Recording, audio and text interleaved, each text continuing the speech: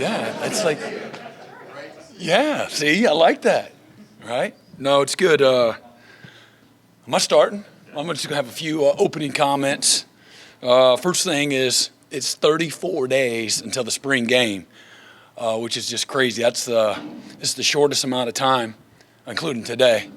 That's the shortest amount of time, I think, that I've been a part of since Kansas State. Coach Snyder was notoriously known for getting as much training, much development, as much creation and reinforcement of the standards of your program for as long as you can, and meeting and walkthroughs and things of that nature, and then squeeze those 15 practices in those 4 weeks. And as we know, the days go by, really slow sometimes, but the years go by really fast. So it's another spring game opportunity for us, Saturday, April 23rd.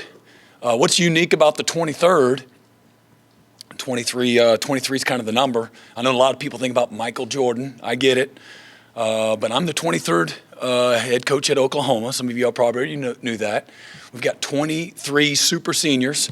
I'm calling them super seniors. We have 23 seniors. Met with the senior council today. And the spring game's on April 23rd. First time we're going out and competing where they're keeping a score. And there's going to be a result is on April 23rd. So something good about that 23. I can feel it. But 3 p.m., we expect to pack the Palace out. And so buy your tickets now. We need everybody to buy their tickets and pack the Palace out. It's going to be a great day for families. It's going to be very centered on families and having a lot of fun with pregame activities and tailgating opportunities. It's going to be a lot of fun. So it's going to be a great day. We need to pack that stadium out. So looking forward to that. Can't get here soon enough, but we got work to do. And but just going back and kind of how we got to this point, post-recruiting and signing day, our guys have been working close to 8 weeks now. And I'm really excited about the offseason program that we had. As we know, this is a developmental game. You only play the game actually 12 times a year where you have play an actual game. And so you practice this game a lot more than you actually play in a game. So we're a developmental program. We're going to really pride ourselves on that and developing in every way, physically and mentally. This team has had an amazing attitude. Anybody that knows me knows that I'm not a sunshine pumper. I don't live that way. I don't wear those glasses. I guess those would be rose-colored. Would those be rose-colored glasses? Just never lived there. Just sometimes that's not a fun place to live. I'm a little more negative sometimes, but I've been just incredibly impressed with the mindset and the attitude and the buy-in of our players. They've had a get-to as opposed to a got-to mentality, and there's just a very refreshing, innocent thing to be around, and they're eating out a cup of our hands right now, and I say that with all due respect to them, just really soaking up everything that they can, whether that's foundationally our values, our culture, what we want to be about, what our standards are. Or again, the work that they have to physically do. So we were able to get a lot of work done over the last couple of months and saw improvement in so many different places, starting with the weight room. Just tremendous improvement with our guys and their strength and their speed. Really got more flexible and more mobile. Just really worked hard on our mobility. Learned the value of commitment and the value of accountability. And really what our expectations are, what our standards are when it comes to those two things. And our guys are now defending those things. And they're rehearsing what it means to be committed and be accountable. And we want to have a culture of certainly of accountability, which leads to a culture of execution. Okay. We obviously, over the last 8 weeks, we've had some opportunity to install schematically our offense and our defense to some degree, as well as our fundamentals and the techniques that go along, with those schemes. Got introduced in those areas as well. Leadership development, every single moment that we've been able to, trying to develop leadership. And you got to do that incrementally, one conversation, one activity at a time, and really creating, again, good buy-in, and guys are starting to separate themselves from that standpoint. Probably the most important accomplishment that we've been able to establish, if you will, this winter. Went over again in great detail this morning with the guys, is just the installation of our program fundamentals. We talk about the fundamentals of the game, but there's nothing that's more important from a foundation standpoint than rehearsing, reinforcing, building upon the fundamentals of our program, having a very clear vision with our players. So, how we work, how we compete, how we respond. Again, it's the little things, as we know, just establishing our non-negotiables, uncommon effort, a focused intensity, never quit, and an aggressiveness in every single thing that we do, in this program. Everybody's got a blank canvas, a culture of earning it, get an opportunity. So we're not going to go out there with depth charts. We got to run out there with some guys got to go out first, but what we did today isn't going to necessarily going to look like what we do tomorrow, and give a lot of guys an opportunity to earn the right to play and certainly to compete for positioning. This is a game of performance, not a game of potential, and so we're going to recognize performance going into our first practice. I think it's critical. Regardless of where you are in your journey, first year, sixth year, that we put our attention, our focus on just daily improvement, and really try to make it as simple as possible. We talk about yesterdays being dead yesterdays, tomorrow being unborn tomorrows, and really just focusing on today. We got breath in our body here as we speak, and focus on being great right where our feet are. And I think it's very important that we help our young people focus, and they got these fully loaded Uzis. They don't know where to aim it most of the time. I've got two nephews and two sons, four boys in college. I got two daughters, 12 and 13, and they don't know how to focus. That's one of their problems. They don't know where to aim, and what the target is or what to aim at. And so our job as a program, as leaders in this program, as coaches, is to be the bumpers on the bowling alley for them, keep them out of the gutter. So we're really going to help them focus, just have a daily focus on just daily improvement, and keep it as simple and basic as you can get it, because that's the name of the game. And, just have a daily focus and a formula for success within that day. And so how we're going to do that is prepare and practice every day with purpose. Not just practice every day, practice and prepare with purpose, okay? And really, talk about the deep-seated meaning behind purpose, really showing up with intensity and passion and love for what you're doing. You don't just go to class. You go to class with purpose. You go to class and you're engaged. You go to class and you take notes. You go to class and put your phone away. Same things apply when it comes to the football, the meetings. Everything matters in this program, both internally and externally. So we're going to do our best to again, just have it be a daily focus on daily improvement, have a formula for success every day that they can really apply, and it's very applicable to every part of their life, socially, academically, spiritually, certainly athletically. Number two, again, effort with technique. Can't just be a high effort guy. You don't know where you're going, right? Same thing. You got kickoff coverage. Well, somebody's got to force it. Somebody got to fold. Somebody's going to be unblocked to make the tackle. And then you got a safety involved. Okay, the snapper and the punter, they've got a process. 2.0 is the operation time. Okay, so there's effort with technique. If that punter goes 3-step instead of 2-step, it's 2.2 and a punt's blocked and you lose the game. So you can't just be effort alone. Effort isn't good enough. Uncommon effort's what we talk about, but it's got to be uncommon effort with technique. Okay, that's how you have great execution. And then lastly, in every bit as important, is just an all-in commitment, a lifestyle of excellence, a lifestyle of now, again, an all-in commitment to doing your best in everything that you do. And just reinforcing to our guys, how you do anything is how you do everything. And so we got to, just be, committed to something, on a daily basis. And in regards to going in and a daily focus individually for our guys, they have to have great self-awareness where they are in their journey, what their strengths are, what their weaknesses are, and then again, what do I need to improve on, okay, on a daily basis. You can't get it all done in a day. And so, really trying to help our guys, but they need to bring the self-awareness. We're going to be focused on the little things, details. We're going to master the details, master the installation. If the tight end's supposed to be 1 by 1, on the power play, then it can't be 2 by 1 or 1 by 2. It's got to be 1 by 1.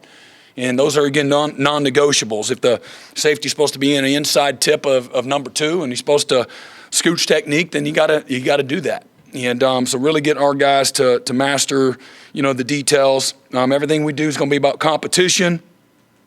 Some guys are going to be in multiple positions. So maybe it's a DB that's majors at corner, but he's also going to play some safety. Maybe it's a defensive tackle that's also going to have some opportunity at defensive end. So he might be a DL.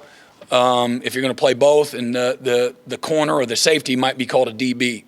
And once we put those, when some goes to some cloud somewhere and y'all pull it out of the cloud and start saying what we're calling them, Michael handled that.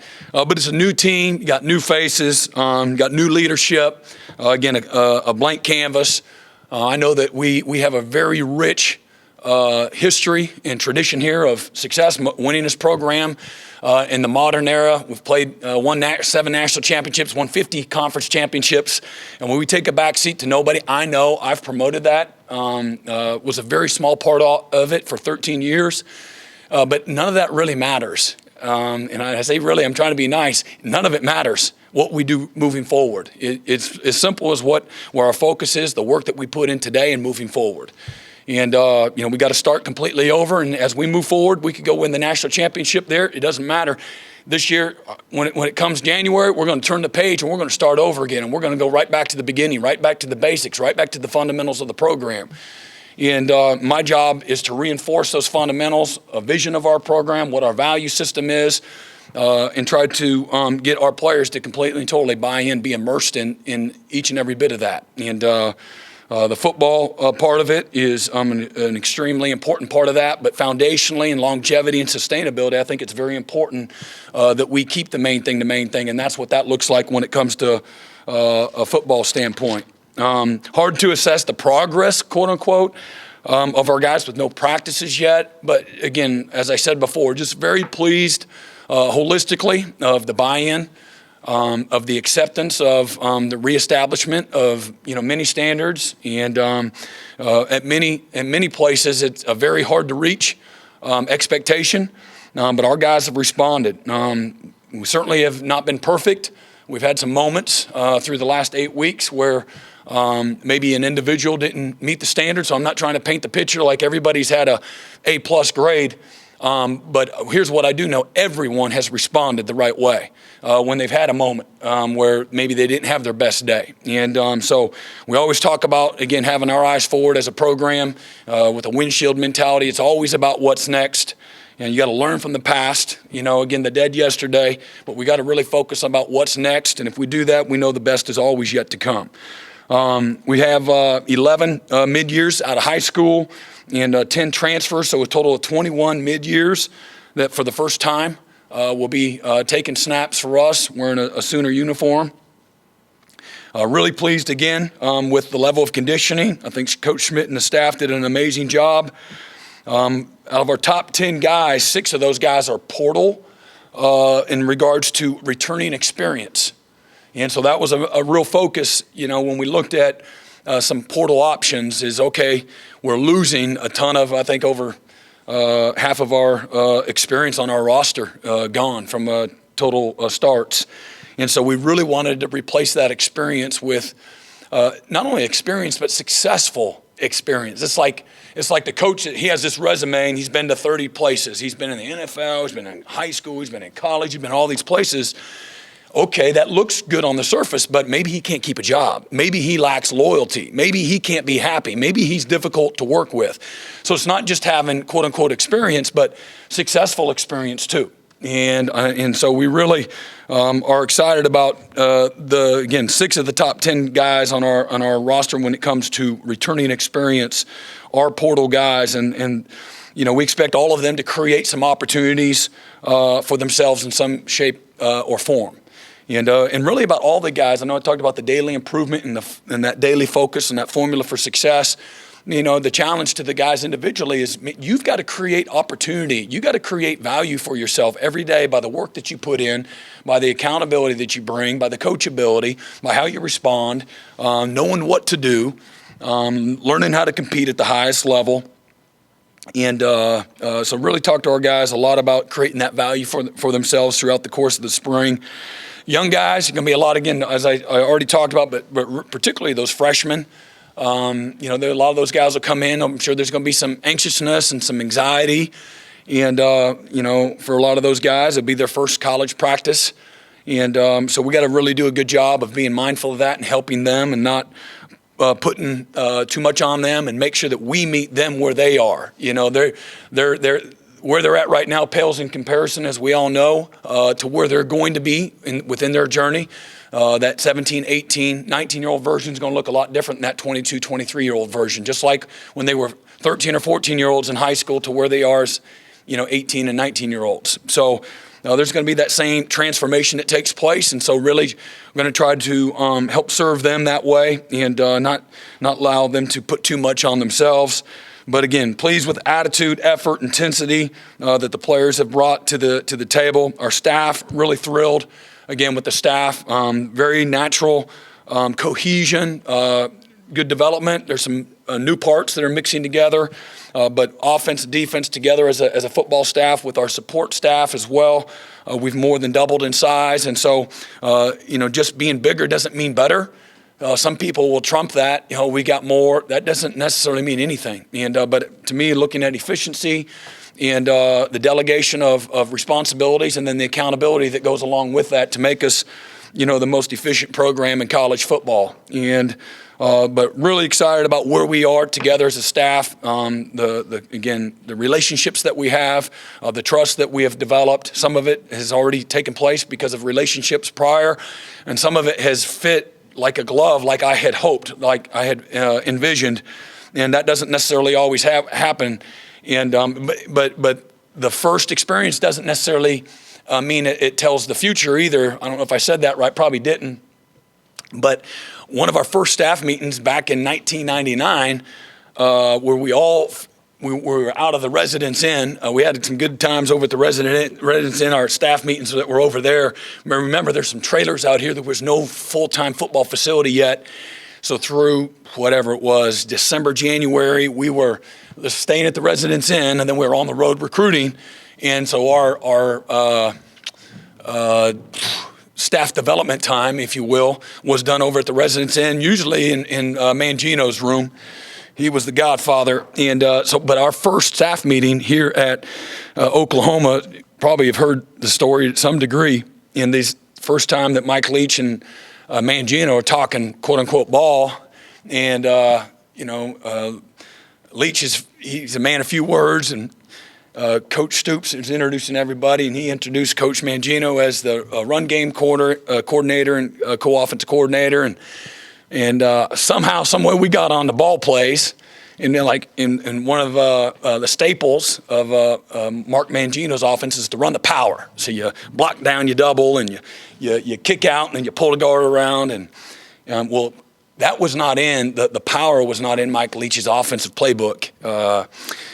So after Mangino tells him, what he's going to practice, and he can't wait to put that in, and out of the spread concept, and Leach is standing there with his coffee, and he says, well, you can practice it all you want. I'm not calling it in the game. And he was like, that's it. So that was the first staff meeting. So that didn't go off very well, but as y'all know, it ended up pretty good. So 1 year later, we win the national championship. But anyway, we've really had a good time getting to know one another and working together and putting together a good game plan going into spring ball. But it couldn't be, again, more pleased with the players' hunger and thirst for structure, accountability, discipline. If I've had one, I've had 1,000 conversations with players that have come up to me and said, thank you for the structure. Thank you for the accountability. Thank you for the attention to detail. Thank you for the discipline. And so, you don't necessarily need that, whether they're excited about that or not. But it's good affirmation to know that there's a lot of buy-in. And as we all know, sometimes we fight the accountability as people, right? As adults in our own worlds. But we all know we need it to be successful, to sustain, to have longevity, doing anything successfully. There's going to be plenty of bumps along the road as we just look ahead. I'm anticipating Murphy's Law, right? You all know Murphy? What's Murphy's Law? What's Murphy's Law? You know Murphy's Law? Hey, whatever can go wrong will go wrong, right? But Murphy's getting ready to get beat down, okay? So that's what I know, just preparing for adversity, and that's what that's just our mindset, just, it's coming. And whether it's as a program or certainly for our players in their day-to-day battles through spring ball, not everything's going to go like we want, but again, just getting our guys with the mindset. I was like, oh yeah, you said that was going to happen.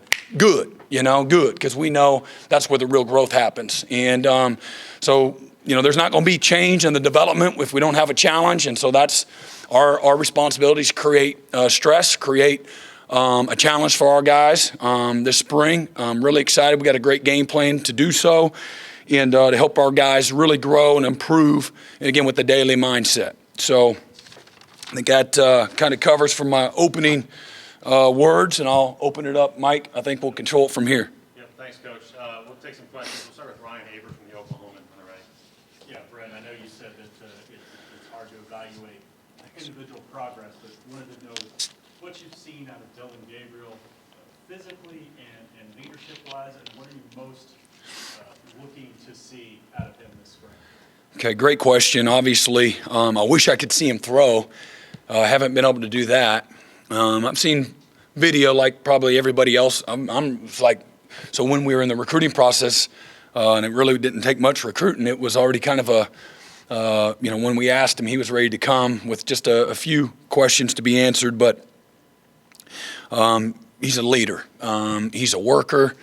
He's very ambitious. He's self-driven, very humble, incredibly confident, great self-awareness, understands where he needs to get better, and that's just through conversation. But guys follow him. The best of the best make others around them better, and he's intentionally done that through relationships and through work. But he's a good athlete, got good quickness, very, very competitive, ultra competitive, and just got a great sense of humility to him that is fun to deal with. Our job's hard enough as it is. If I was a jerk up here, you all still have to cover Oklahoma, but it wouldn't be as fun for y'all, and it certainly wouldn't be fun for me if I was dealing with a jerk either. And same thing when you're coaching, it's no different. You can become disinterested in coaching somebody that doesn't want to be coached. That happens over time too. That makes coaching no fun when there's not buy-in, when there's not guys that want to be held accountable, things of that nature. But man, he's a pro in every way. He knows he's got to be the example as one of the leaders in this program, as potential face of a program like Oklahoma. Being the quarterback at Oklahoma is a big deal, man. It's a big deal, and he knows it, and he values it, and he respects it. And so he just works hard every day. If I was just this is kind of who he is. He just works hard every day. He doesn't want to let anybody down, and he's betting on himself. And so he's fearless. He's got a go for broke mindset, go for broke attitude, and I'm really excited to see him, go to work. Yep. Far right side, Eric Bailey, Tulsa World. Brent, it's good to see you, man. You too. I wanted to ask you, I think this is the first major overhaul of both the offense and defense since you've arrived in '99. How do you strike a balance between being patient during the learning process, but yet still commanding a sense of urgency because these guys do need to learn what they're doing? Yeah, that's a good question. I've always been, regardless of the situation, I've had that everything starts. It doesn't matter how many sacks you had last year, how many touchdowns you threw, how many pancakes you had. You got to start over every year. So it really, the balance is just organically there. I don't know if that's really answering it, but how do you? I think you have to be intentional. Again, meet guys where they're at. But you gotta strain the ones that you think, as we go through this process, the ones that need to grow up faster. You can't ask guys to do what they're not able to do. Oh, that's just what we do. No, that's not how it works. To me, to be successful, you got to figure out quickly, strengths and weaknesses. whether that's, in your personnel, and try to, enhance those strengths, improve the weaknesses, attack the weaknesses every day. There's got to be a lot of awareness in what we're doing, a lot of purpose every day as a staff, and what we're seeing, what we're evaluating. And again, to me,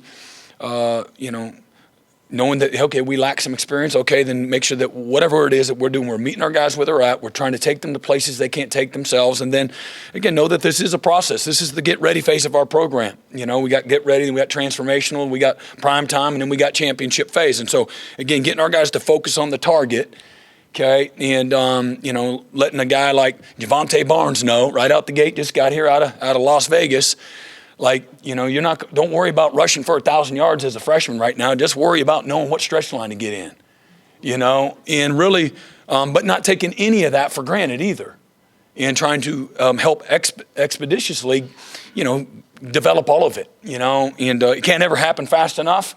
But I think the players are going to feed off of us. So there's that fine line of, to me, that's who I have always been as a leader, and very demanding, high expectations, willing to do the work myself, get in the mud with the guys, and help them get to where we want them to go quickly. And sometimes it happens really quick, and then sometimes it takes some people to develop. It just takes a little bit more time. And most of that you're not going to know until you actually get in there, see how they learn, how they respond, what kind of maturity they have, what kind of life they're living off the field, things of that nature.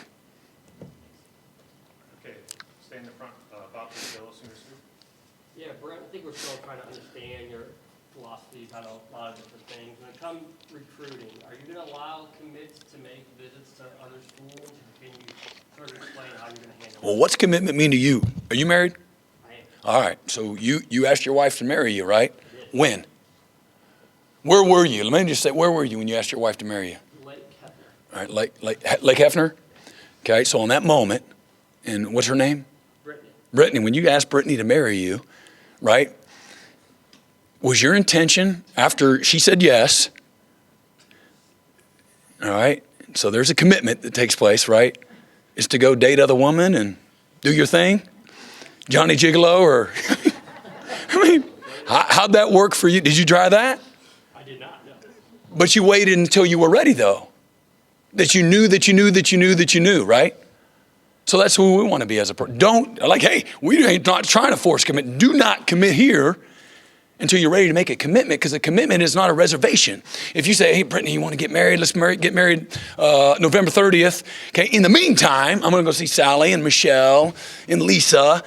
She ain't going to meet you there, but, good luck on November 30th, right? So why is it any different? Like commitment, teach young people what commitment means, okay, what that means. And so I'm not going to apologize for. And that's why we tell them, do not take as many visits as you want. I think, personally, that the Oklahoma brand will stick out. You may not come here, but you're going to really like it. Okay, you may not come here, okay, but I'm glad you didn't if you're not ready to make a real deep-seated commitment, okay? Because it's a two-way street, all right? Some people, even the coaches, are bad examples. Now, they'll take a commitment, and then 3 days before signing day, they call a kid that had been committed for a year, oh, by the way, we don't have a spot for you because I found a guy better than you, and your only opportunity to come here is if you gray shirt or pay for your own first year. What kind of example is that? That's bad form. But that's kind of where we are, people that lack a moral compass. So I'm not going to apologize for having a moral compass. I want to teach our young people what commitment is, what it looks like.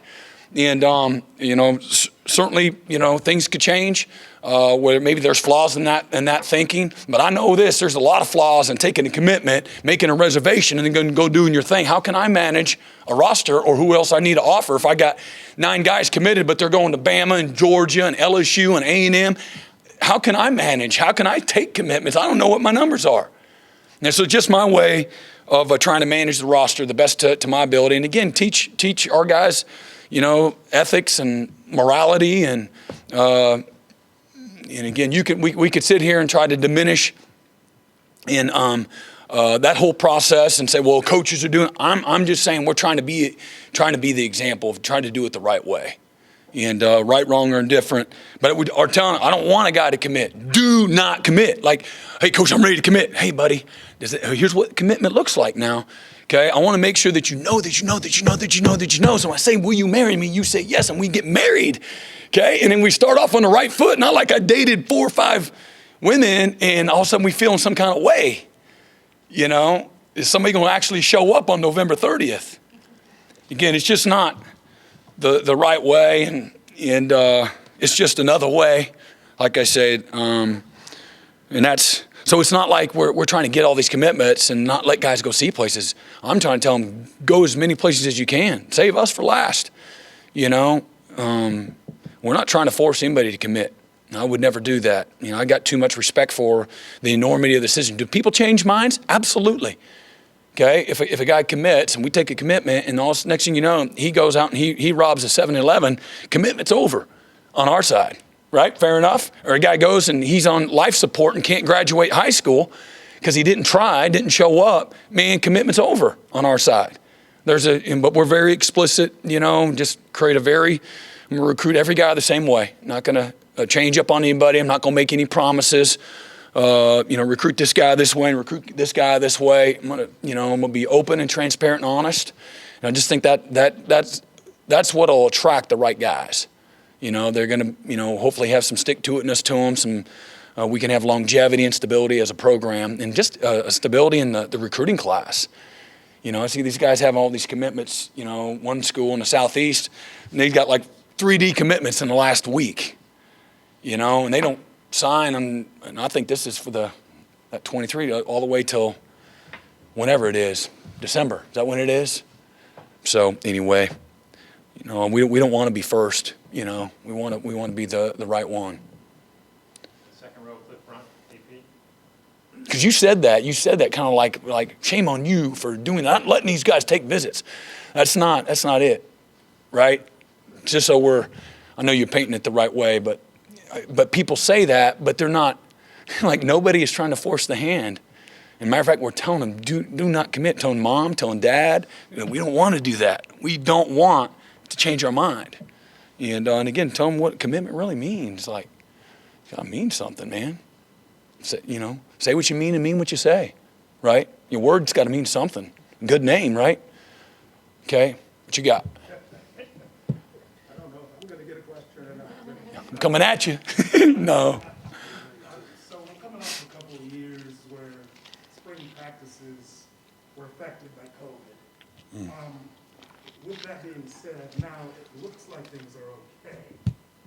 Given that, and looking at the last couple of years, programs having to make adjustments and so on at that time of year, big picture perspective, how important is this part of the overall picture, spring practice, and being able to actually do it and get through it? Yeah, I think, again, from a development standpoint, it's critical. And so many programs, some of it was not on the same playing field, if you will. Maybe it's where they're located in a part of the country and some of the state laws and requirements, or maybe it was some teams that were just badly hit, more so than others. And then some teams they opted out as a program, whether that's in the spring or that's in the, during, say, bowl game preparation, you get an extra, give or take, 12 to 18 practices of continued development. This, again, this is a developmental game. And so whether that's the weight room, whether that's the mindset, whether that's being committed to something, and teaching our guys, what those standards are, all of those things programmatically, foundationally, and then the physical place in the grass, in the weeds, on the field, and the execution and the precision, everything was affected. Not everybody the same, but everybody was affected dramatically. So, yeah, it's going to be, again, knock on wood, right? That it'll be a back to normal, so to speak, and from just having your guys and not having the issues or the virus to deal with and things of that nature. Okay, let's go front row, John Hoover, SI Sooners. Brent, you've been here almost 4 months now. What do you know about this team, the players? What do you not know, and what do you want to know going forward? Yeah, so, well, again, I think just to reinforce, what I said, just I believe in the buy-in has been there, the acceptance, the thirst and the hunger for structure, for accountability, for discipline, for relationships, they love the soul mission and the holistic, approach. Just help guys be better young people, help them figure out their journey. It can't be all about just ball. I'm just talking about being ready for life. Like life's coming, like quickly. It's right over there. Okay, and you may not. This is a young man's game. You can't play it forever.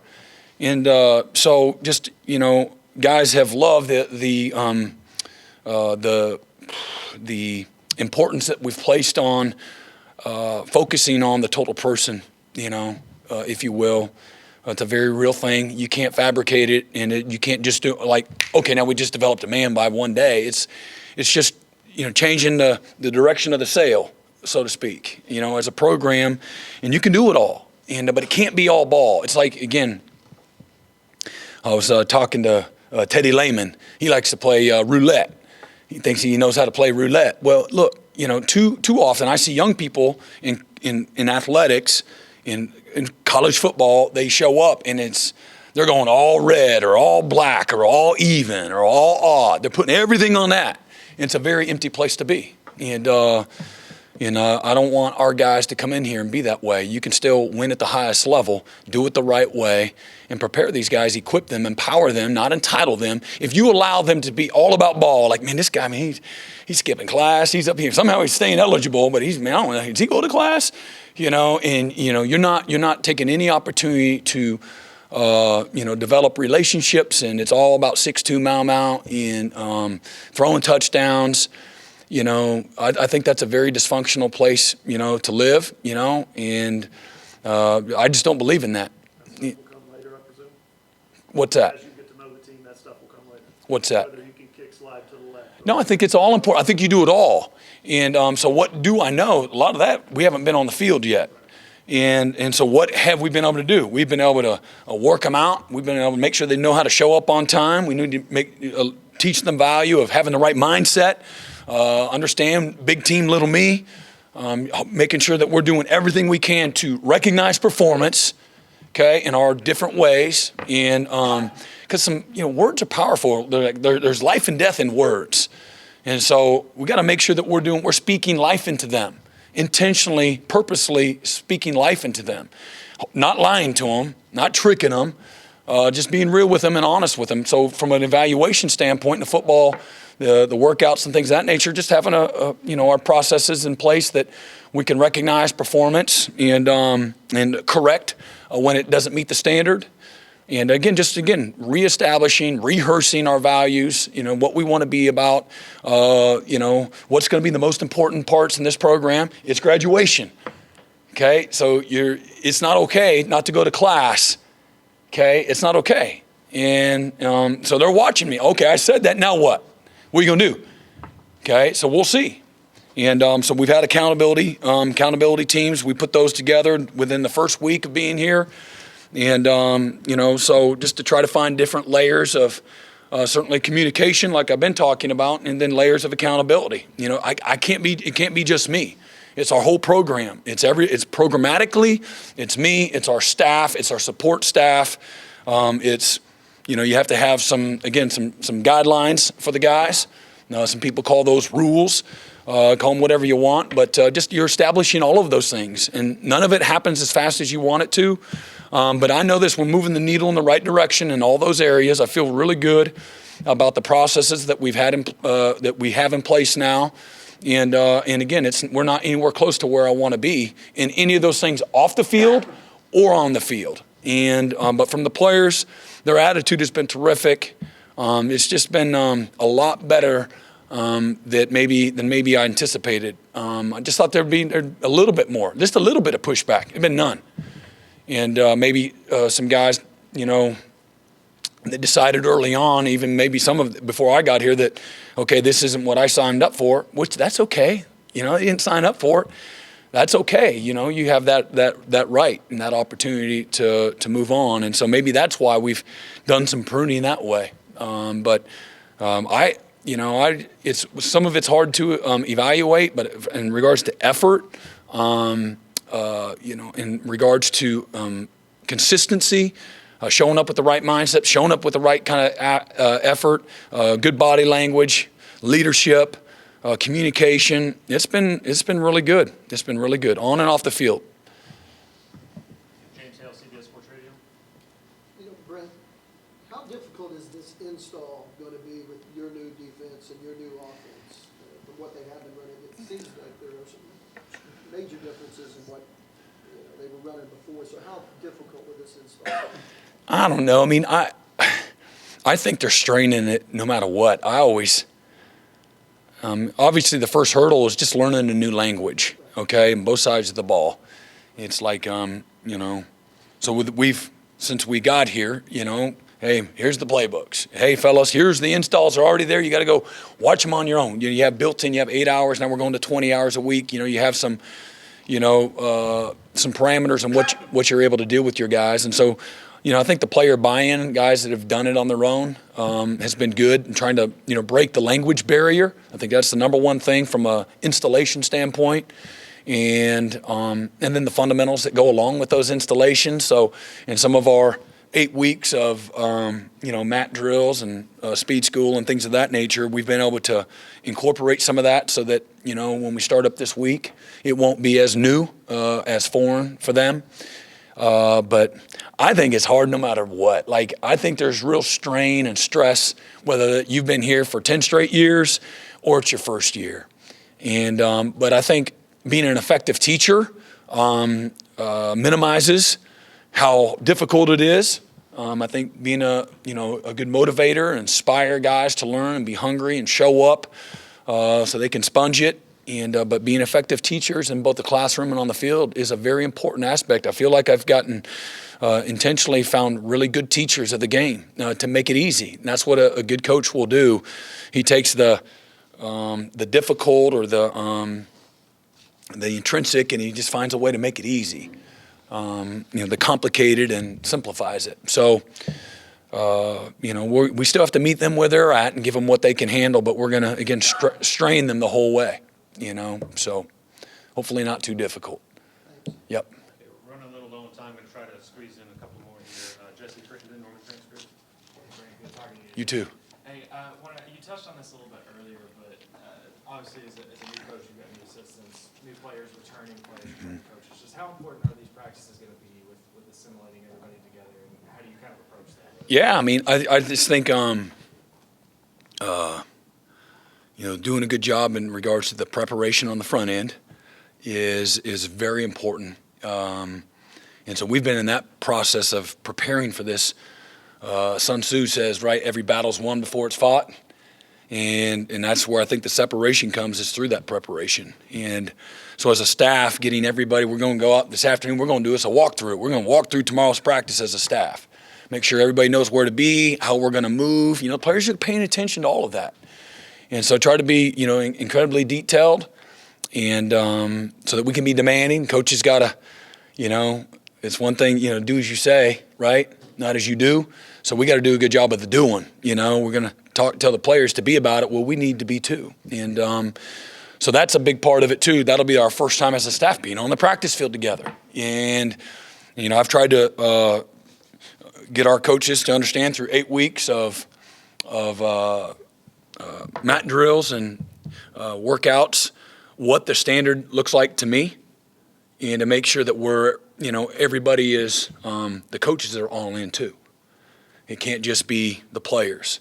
And the commitment, the focus, the intensity, the passion, the details, it comes from everybody. And my job is to manage everybody and hold everybody accountable. And but you got to create the awareness for everybody. And but the cohesion for us on the field is an incredibly important aspect to having a good practice. And so we're going to do that. And then and I think you maybe had a two-part question. You said you were talking about us being the first time on the field. Is there another part of that? Or did I answer it? Okay. How I approach it as a coach? Yeah. I mean, you got to rehearse it, and you got to go through it, and we put the overheads on. We got the, the satellite pictures, and, and And then, where, group A, group B, and then when we go to this drill, we're going to all move to this field. And so then on their practice schedule, they literally got a dot to dot. I mean, it's dummy proof, okay, for the coaches. Open your script up. There's the picture. Oh my God, I'm on the wrong field, right? That might happen tomorrow, okay? So God bless them if it does. So. Any Mangino lead stories you want to tell from here on out, I'm all in for those. No, my question though was, obviously you talked about the fact you've been ready for this opportunity to be a head coach for a long time, but now that you're several months in, when you think about the way your days and hours are spent, anything that has surprised you at all about just where your time goes during the day or during a week?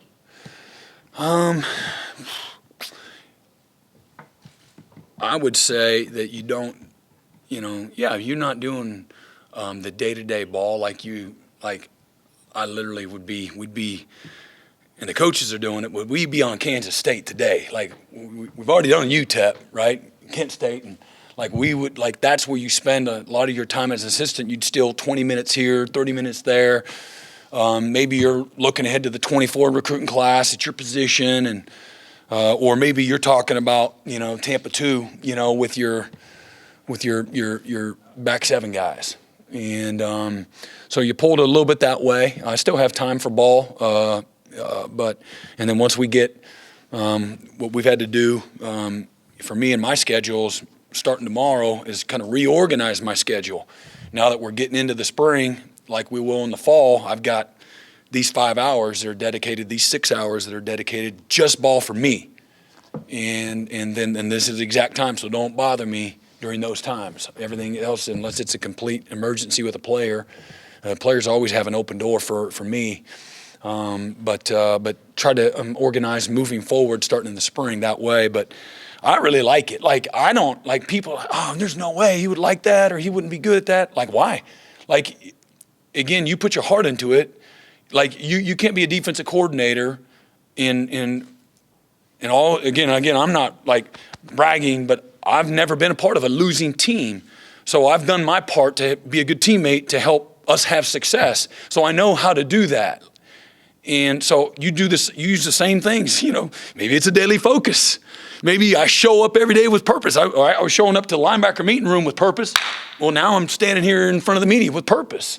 I got to do a good job of connecting with you all so you understand the vision of the program so that you can articulate. I don't have to be everybody's best friend, but I also, I got people that want to be connected to this program, and I do that through y'all. Okay, and then you get your insight through me. Why would I stand? There's some things that you won't know about until after it happens, and some things that I want to be honest and transparent all the time, and like, come on. And but for me, again, you said it, like, I've been working for this opportunity for a long time, but I've never sat there and like, oh my God, look at my phone, whose phone is this? Like, oh my God, is somebody gonna call me, text me for a job?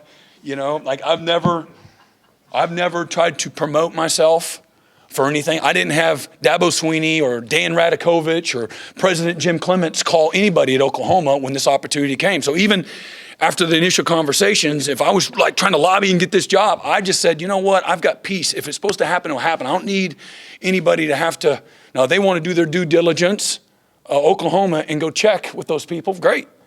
And, but I've just tried to, I don't know how you can be at more than two places or be in two places at once and be great. And so for me, I'm just going to try to be great as a head coach. And so how have I balanced all that and what's been hard? None of it's, again, I'm in a very demanding profession. You're dealing with, 17, 18 to 22-year-olds, and it's exhausting, right? Right, as a parent, right? So I love it. Like, it's not like work. And so this part isn't like work either. And again, you have your normal battles, you have your normal competition, your daily goals, you have a big vision. What do we got to get accomplished? I love being in a result driven profession. Like, that's cool to be on a team. Like, I've been on a team almost my whole life. And part of that is just you're all working together for a common purpose. And so I'm just in a different role, but it's still the same so many ways. I just have to, I have to put out some other fires too. you know? Instead of in the city, I got to go out in the country and put out some country fires, or maybe in the, you know, in the forest, you know? So there's some different X's and O's involved with that. But to me, it's all still the same. And the biggest thing is that it's still relational. It's still about people. It's still about being connected. It's still about being passionate. It's still about having a work ethic. It's still about being detailed and organized and being a leader. I've been a leader, you know, and I've been around amazing leaders. And so, again, it's like I said, I haven't had any, you know, and it's coming. I told you Murphy's Law is coming, right? It's getting ready to happen at some point in time, like any big, you know, things that I've had to deal with yet. At some point in time, that'll happen too. And to me, that's going to be an easy thing too, in its own organic way. It's like how you respond. Just do what's right. And then you're always going to be on the right side of it. You're not going to please everybody. Everybody's going to judge you and everything else. I've never been worried. Like making the call in a game at the most critical time, I've never put together a game plan or made a call in a game where I was worried about what everybody else is going to think. Just never have. And Bob Stoops told me that years and years and years ago. Like, don't ever be afraid. So, you know, he has this aggressive mindset as a defensive coordinator, and so I learned that as a GA from him. You know, don't ever worry about the critique that might be there, the criticism that you're going to receive for making that bad call or, you know, that bad decision. You know, just how you respond, I think, is what matters most. So. Coach, it's 2 o'clock. Do you have time for one more? Yeah. Do you have one? You have time, Brent? Yeah. Okay.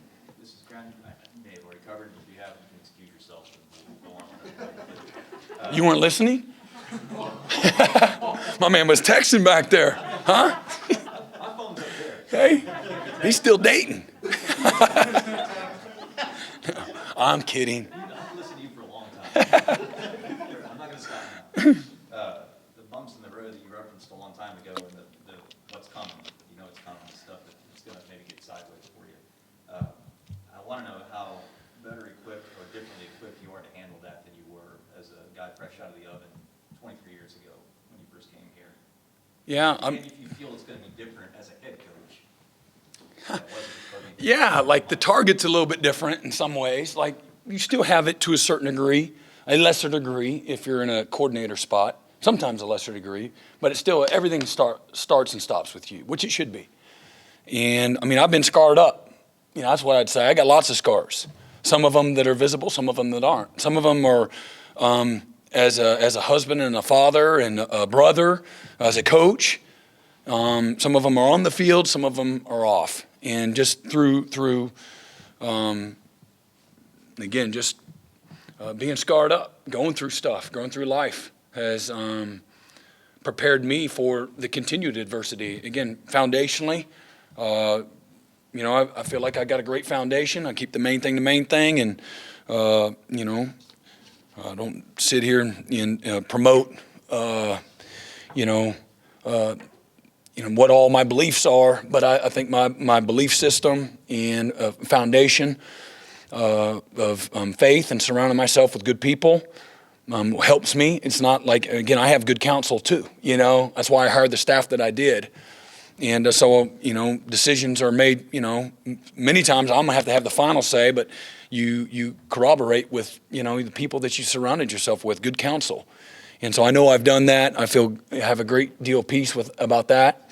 And then again, I'm from a leadership standpoint, I work at a place, there's nowhere in college football that has better leadership than what we have here at the University of Oklahoma.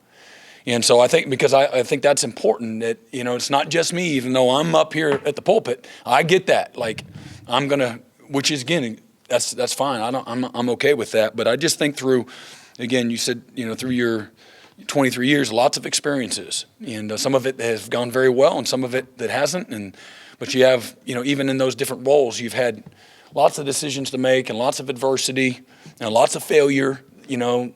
Nobody likes it. Everybody loves the mountaintop experience. Nobody likes to be down in that valley. And that's a tough place to be, and which we know. But growth and the improvement process can be very discouraging sometimes. Even so, you're not, you know, vulnerable or susceptible or any less susceptible than anybody else, you know. And so through all that is kind of sharpens you up and equips you, you know.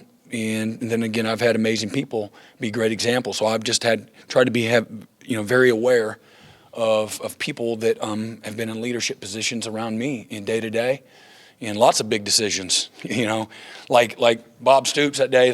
So I recruited Rhett Bomar, and so that goes down right on the first day coming back. Had no idea that Rhett Bomar is no longer going to be here, and Paul Thompson's the quarterback, and he's moved from receiver to be our quarterback. It's 2006, right? And I was like, whoa, you know, it's 3 years recruiting this guy. So again, young linebacker coach. I'm like, hold on.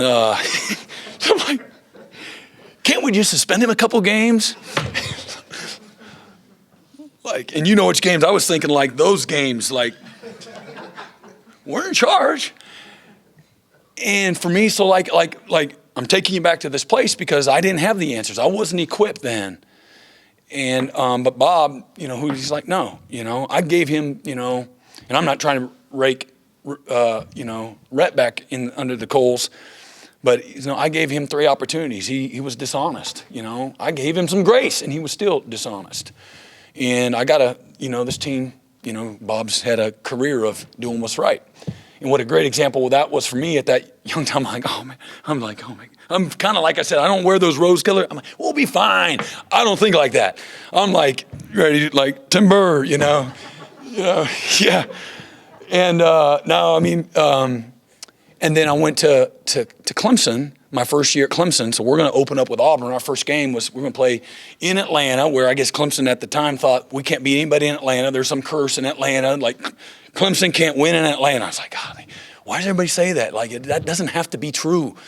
But everybody thought it was true. So all spring I got baptized because they had Nuke Hopkins, and they had Sammy Watkins, and they had Jerome Brown, and they had Andre Ellington, and they had Adam Humphreys, and all these guys are like really good NFL players. And I just got baptized all spring, and so we're getting ready to go into fall camp, and we're going to suspend Sammy Watkins.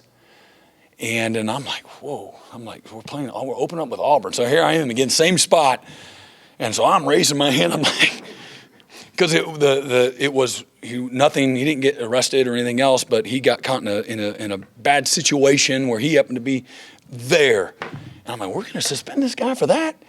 And I'm like, come on, how about the next week? You know, we were playing Ball State or somebody, you know. And but coach stuck with his guns, and it was just another affirmation for me. Is like, you know, I'm trying to help this guy. And not only we sent him once, we sent him for like 3 games. And so for me, it was just like, and we won anyway. We won 26-19, and we didn't need Sammy. And so it was just a lesson for me. I've got countless examples like that. You know, and I'm telling you, I was on the wrong side of it. It's easy when you're sitting over there as an assistant. You're like, you know. But anyway, I've had a lot of examples, been scarred up, lots of experiences, and so we'll see. And there'll be other opportunities. Like, I'm not going to be perfect. You know, I can tell you right now, there's no perfect person in this program. And we're you know, there's going to be some mistakes made. And again, hopefully, I'll respond the right way, you know, when those things happen. But that'll happen too. You know, I'll be on the wrong side. I'm like, dang it, I didn't do that right. Whatever. Maybe it's just coming out of a meeting, the tone of the meeting wasn't good. Or maybe it's responding on the field to a mistake, or I wish I would have handled it, you know, better. And I've had that happen my whole career. My wife reminds me all the time. So. All right, thank you, Coach. Thanks, all right. everybody. All right, appreciate it. Coach, did you want to make a note? Oh, yeah. Hey, one more thing, okay? We're going to open practice for y'all next couple days for a part of practice. So we look forward to seeing y'all tomorrow. So Mike will give you the details of that, and we'll have some fun so you guys can do your own evaluations of the guys. That'll be fun, okay? Look forward to seeing everybody. All right.